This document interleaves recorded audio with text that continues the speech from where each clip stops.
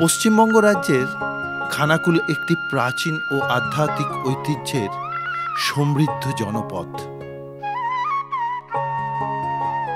এই অঞ্চলে অবস্থিত বহু প্রাচীন ঘণ্টেশ্বর মহাদেব মন্দির, রত্নাবলী শক্তিপীঠ এবং গুপ্ত বৃন্দাবন তিনটি ধর্মীয় মতের এক কেন্দ্রবিন্দু। এই স্থানটি হিন্দু ভক্ত এবং সাধকদের কাছে এক বিশিষ্ট তীর্থক্ষেত্র রূপে প্রকাশ পেয়েছে। এই তীর্থভূমি বহু বছর লোকচক্ষুর আড়ালে থাকায় অনেকে এই স্থানকে গুপ্ততীর্থ বলে থাকেন। আজ আমার তীর্থযাত্রার উদ্দেশ্য ছিল শৈব, তন্ত্র এবং বৈষ্ণব মতের মেলবন্ধনে গড়ে ওঠা হুগলির খানাকুল।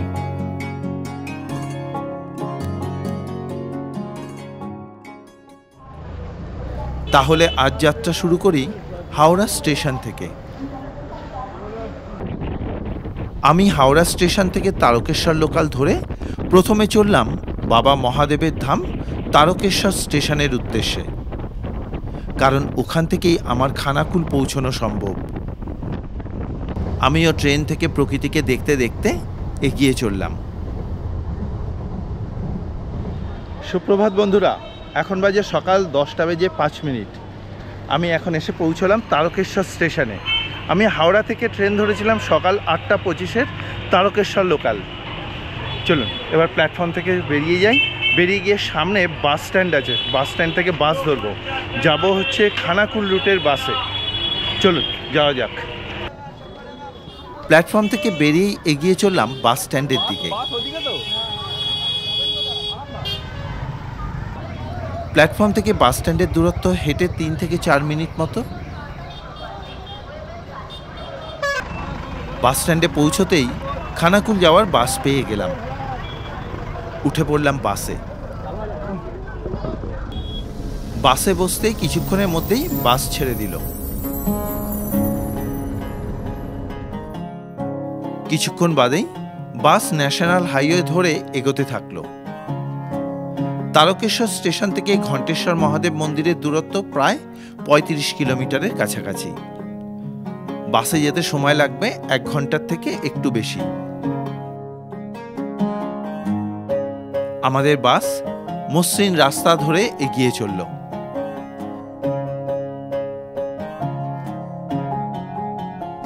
আমিও এই সুন্দর পথের যাত্রার আনন্দ নিতে নিতে এগিয়ে চললাম।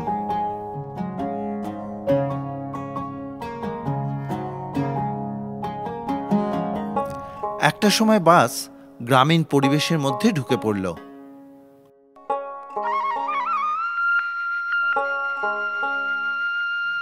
আমিও বাইরের পরিবেশ দেখতে দেখতে এগিয়ে চললাম।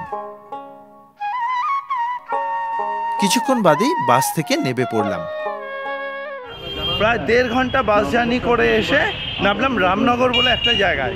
এবার এখান থেকে একটা টোটো ধরতে হবে। চলুন একটা টোটো ধরে নিই। ঘণ্টেশ্বর মন্দির দূরত্ব কম থাকায় টোটো গেল না, বলে দিল খুব কাছেই মন্দির। আমিও হাঁটা লাগালাম। অনেকদিন ধরেই শুনেছিলাম এই খানাকুলের গুপ্ত শৈবপীঠ এবং গুপ্ত শক্তিপীঠের কথা। আজকে চলে এসেছি সেই জায়গা দর্শন করব বলে। চলুন, এখান থেকে বেশি দূর নয়, আমি হেঁটেই যাব, মিনিট 5 থেকে 6 লাগে। তবে কেউ যদি টোটো করে নিতে চান টোটো করেও যেতে পারেন, 10 টাকা করে ভাড়া। কিছুটা হেঁটে যাওয়ার পরেই এই এসে পৌঁছে গেছি ঘণ্টেশ্বর মহাদেব মন্দিরের কাছে। এটি কিন্তু বহু প্রাচীনকাল থেকেই এক গুপ্ত শৈবপীঠ হিসেবে বিবেচনা করা হয়। চলুন দর্শন করে আসি। ঢুকে পড়লাম মন্দির প্রাঙ্গণে। ঘণ্টেশ্বর মহাদেব মন্দির। জানা যায় এই মন্দিরটি আজ থেকে প্রায় 800 বছরের পুরনো। ঢুকে পড়লাম গর্ভ মন্দিরে। সুবিশাল উঁচু গর্ভ মন্দিরের ভেতরে বাবা মহাদেবের পূজা অর্চনা চলছে। বাবা ঘণ্টেশ্বর মহাদেব এখানে স্বয়ম্ভূ রূপে অধিষ্ঠান করছেন। গর্ভমন্দিরে অধিষ্ঠান করছেন কালো ভৈরব। কালভৈরবের পাশেই রয়েছেন নন্দী মহারাজ, আর নন্দী মহারাজের সামনে রয়েছেন স্বয়ম্ভু বাবা ঘণ্টেশ্বর মহাদেব। আমি প্রথম দর্শনেই মুগ্ধ হলাম। আমি বাবা মহাদেবকে প্রণাম জানিয়ে গর্ভমন্দির থেকে বেরিয়ে এলাম। বাবা ঘণ্টেশ্বর মহাদেব মন্দিরের পাশেই আছে রত্নাবলী মায়ের মন্দির। চলুন দর্শন করে আসি। এই হলো 51 সতীপীঠের এক পীঠ, রত্নাবলী সতীপীঠ। পৌরাণিক কাহিনী অনুসারে মাতা সতীর দেহের খণ্ডিত অংশের মধ্যে ডান দিকের কাঁধ এই স্থানে পড়েছিল। কাব্য মীমাংসা গ্রন্থে এই পীঠের উল্লেখ রয়েছে। এখানে অধিষ্ঠাত্রী দেবী কুমারী, আর এখানকার ভৈরব ঘণ্টেশ্বর। জানা যায় ভৈরব ঘণ্টেশ্বর মন্দির আগে প্রতিষ্ঠিত হয়, পরে মাতৃমন্দির প্রতিষ্ঠিত হয়। আসুন জেনে নিই এই স্থানের পৌরাণিক কাহিনী। পৌরাণিক কাহিনী অনুসারে রত্নাবলী নদীর তীরে শ্মশানঘাটের কাছে একটি শ্বেত শিমুলের গাছ ছিল। জানা যায় স্থানীয় গ্রামের বাসিন্দা বটুককারকের একটি গরু এসে এই শিমুল গাছের নিচে নিজে থেকে দুধ দিয়ে দিত, ফলে গরুটি বাড়িতে আর দুধ দিতে পারত না। পুরো ঘটনাটা বটুককারকের অনুসন্ধান করার পর গ্রামের মানুষকে সঙ্গে নিয়ে শিমুল গাছের নিচে খোঁড়াখুড়ি করলে সেখান থেকে বেরিয়ে আসে একটি শিবলিঙ্গ। প্রচলিত জনশ্রুতি অনুসারে এই শিবলিঙ্গটি বাবা ঘণ্টেশ্বর মহাদেব। এই ঘটনার কয়েকদিন পর বর্ধমানের জমিদার বংশের বংশধর স্বরূপনারায়ণ ব্রহ্মচারী খানাকুলে এই স্থানে আসেন। তিনি একদিন রাতে দেখতে পান শিমুল গাছের পাশে একটি জায়গা থেকে আলোর রশ্মি বেরিয়ে এসে জায়গাটিকে আলোকিত করে তুলেছে। ঠিক সেই জায়গাতে গিয়ে তিনি একটি পাথরের টুকরো দেখতে পান। তৎক্ষণাৎ তিনি ধ্যানে বসে স্তব করতে থাকেন এবং ধ্যান যোগে জানতে পারেন মাতা সতীর দক্ষিণ স্কন্ধের অংশ এখানে পড়ে রয়েছে এবং সেই শিলাখণ্ডটি দেবীর অংশ। এরপরে স্বরূপনারায়ণ ব্রহ্মচারী স্বপ্নাদেশ পান দেবী মূর্তি তৈরি করার জন্য। তখন তিনি দেবী মূর্তি তৈরি করে প্রতিষ্ঠা করেন। পরবর্তী জীবনে তিনি মায়ের সাধনায় এখানেই কাটিয়ে দেন এবং এখানেই দেহত্যাগ করেছিলেন। এখানে দেবী মায়ের রূপ হল চতুর্ভুজা। দেবীর দুই হাতে খাড়া ও অসুরের মাথা এবং অন্য দুই হাতে বরদানের ভঙ্গি এবং অভয় মুদ্রা। পাশ দিয়ে রত্নাবলী নদ বয়ে যাওয়ার জন্য নাম হয়েছে রত্নাবলী, কিন্তু স্থানীয় মানুষদের কাছে তিনি মা আনন্দময়ী নামেই পরিচিত। দেবী এখানে কুমারী রূপে পূজিতা। এই মন্দিরের গর্ভগৃহে বিজলির আলো জ্বালানোর নিয়ম নেই। প্রদীপের আলোতেই এখানে সারা বছর পুজো হয়। বহু তন্ত্র সাধক এবং ব্রহ্মচারী এই শক্তিপীঠে এসেছেন। রত্নাবলী শক্তিপীঠের অন্যতম সাধক ছিলেন কৃষ্ণানন্দ আগমবাগীশ। তিনি এখানে তন্ত্র সাধনা করেছেন। মন্দিরের পেছনেই রয়েছে প্রাচীন শ্মশান।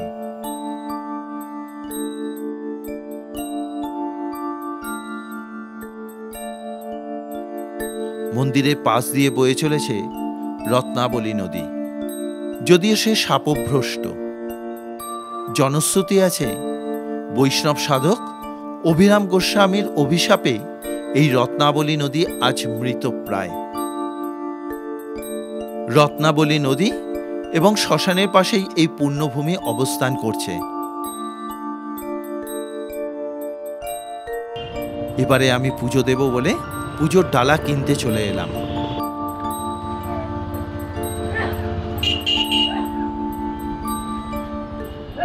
আমি মন্দিরের সামনে থেকে পুজোর ডালি কিনে নিলাম। এখানে 3 জনের জন্য পুজো আছে। চলুন পুজো দেওয়া যাক। এখানে পুজো দেওয়ার জন্য কয়েকটা ডালার দোকান রয়েছে।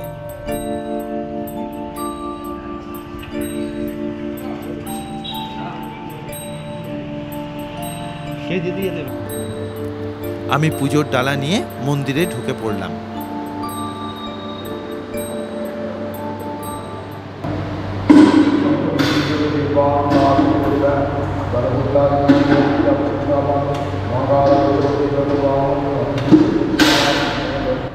তখন অনেকটাই ফাঁকা গর্ভগৃহে পুরোহিত মশাই আমাকে সুন্দরভাবে পুজো করে দিলেন।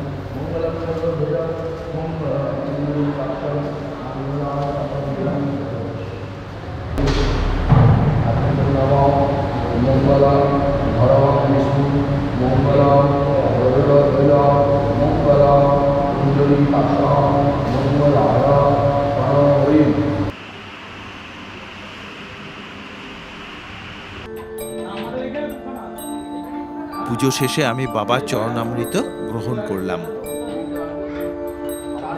পুজো দিয়ে বেরোলাম। সত্যি খুব সুন্দর করে পুজো করে দিলেন এখানকার ঠাকুরমশাই, খুব ভালো লাগলো। চলুন এবারে দোকানে যাই, এগুলোকে প্যাকেটের মধ্যে মুড়তে হবে, কারণ বাড়ি নিয়ে যাব।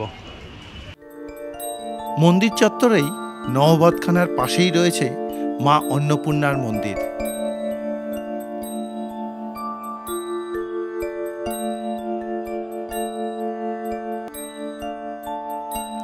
আমি মন্দিরে ঢুকে মা অন্নপূর্ণাকে প্রণাম জানালাম। এছাড়া এখানে রয়েছে বিশালাক্ষী মায়ের মন্দির। মন্দিরে ঢুকে বিশালাক্ষী মাকে দর্শন করলাম।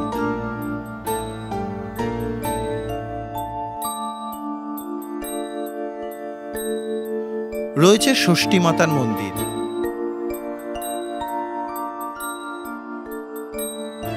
ষষ্ঠী মাতার মন্দিরের পাশেই রয়েছে পীর বাবার মন্দির।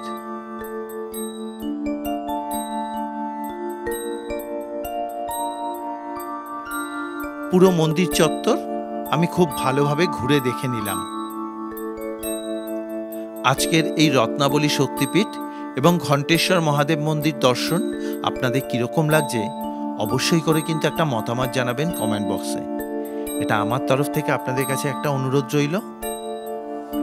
মায়ের যে অংশ পড়েছে, কাঁধের অংশ, মা যেখানে দাঁড় করানো রয়েছে দেখতে পাচ্ছেন, নিশ্চয়ই দেখেছেন, ওইখানেতে নিচেতে রয়েছে কাঁধের অংশটি।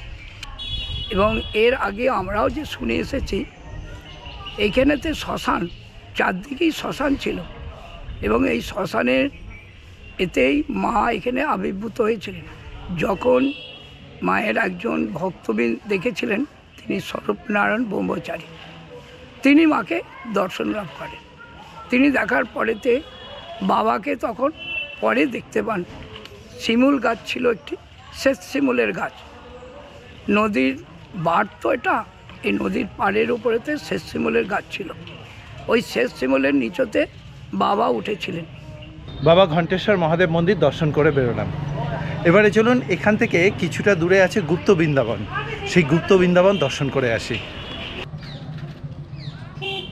ঘণ্টেশ্বর মহাদেব মন্দির থেকে হেঁটে চলে এলাম মেন রাস্তাতে। গুপ্ত বৃন্দাবন, চলো।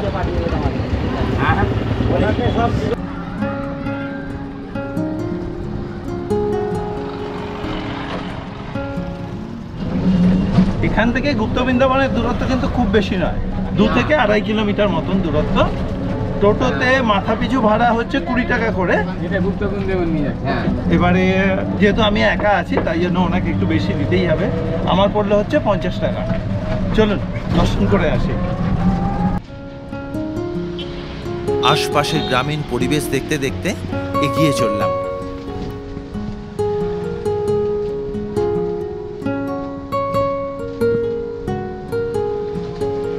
মিনিট 15 টোটোতে আসার পরে পৌঁছলাম হচ্ছে এমন একটা জায়গায়, সরু গলির মধ্যে।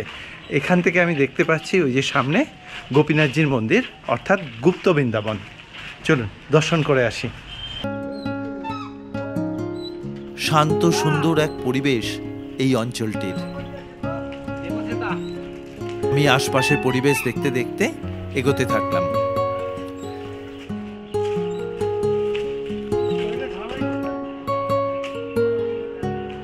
কিছুক্ষণের মধ্যেই পৌঁছে গেলাম। এই হচ্ছে গোপীনাথ জিউর মন্দির, অপূর্ব সুন্দর। এই স্থানটিতেই প্রতিষ্ঠিত আছেন বৈষ্ণব সাধক অভিরাম গোস্বামীর উপাস্য দেবতা গোপীনাথ।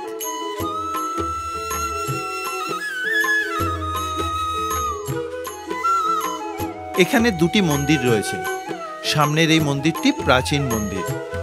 বর্তমানে গোপীনাথজিকে নতুন মন্দিরে প্রতিষ্ঠা করা হয়েছে। ঢুকে পড়লাম নতুন মন্দিরে।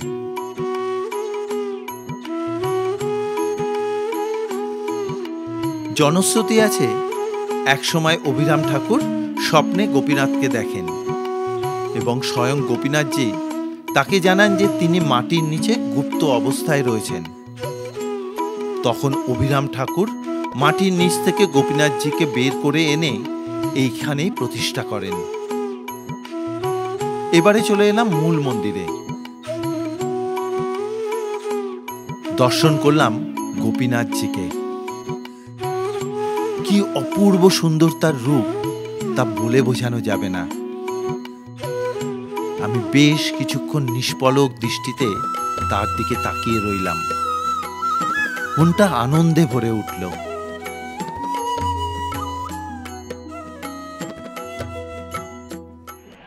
এখানে একটা বকুল গাছের কথা বলা আছে। সেই বকুল গাছে ফুল হয় অথচ ফল হয় না।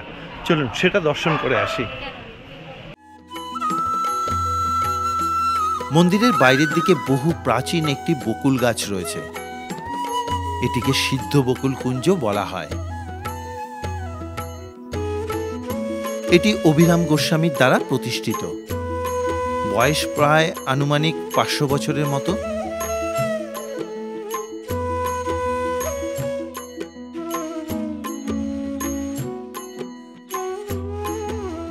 এর পাশেই আছে দোলমঞ্চ। পুরো জায়গাটা সুন্দর করে সাজানো গোছানো।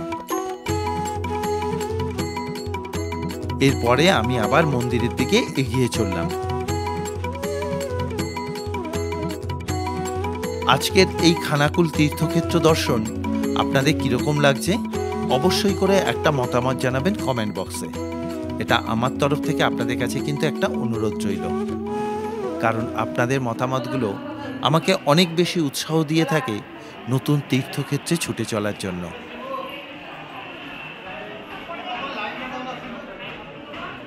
মন্দির চত্বরে প্রসাদের লাইন পড়েছে দেখে আমিও প্রসাদ পাওয়ার উদ্দেশ্যে দাঁড়িয়ে পড়লাম।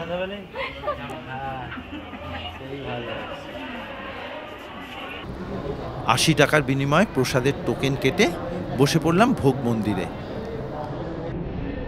এখানে ভোগ গ্রহণ করতে হলে অগ্রিম বুকিং করাই ভালো। আমি আপনাদের সুবিধার্থে মন্দির কমিটির ফোন নাম্বার দিয়ে দিলাম।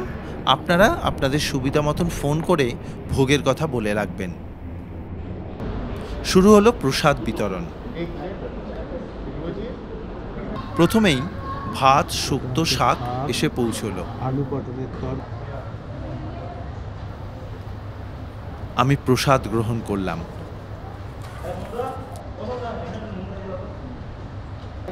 এরপরে ডাল, তরকারি, চাটনি, পায়েস সহ ভোগ প্রসাদ পেয়ে আমরা সবাই তৃপ্তি সহকারে গ্রহণ করলাম।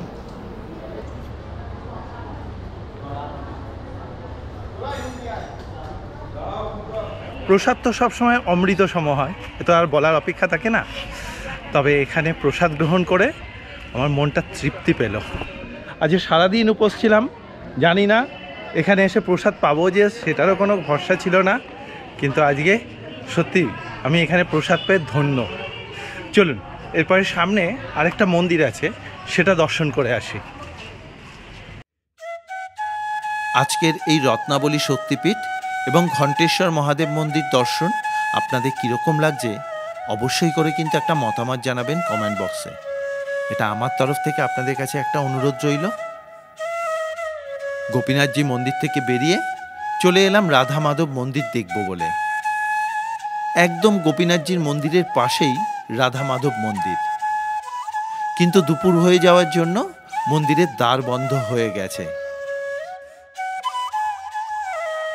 তাই দূর থেকেই রাধা মাধবকে প্রণাম জানালাম।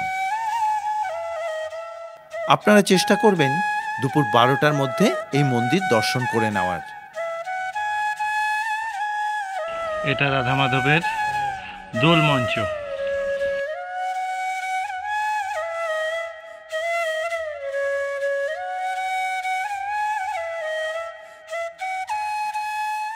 আজকে খানাকুলের বেশ কয়েকটা গুরুত্বপূর্ণ তীর্থস্থান আপনাদেরকে দর্শন করালাম।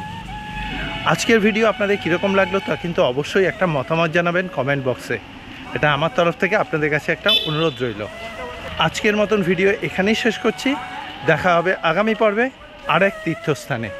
ততক্ষণের জন্য সবাই ভালো থাকবেন, সুস্থ থাকবেন। আজকের মতন বিদায়।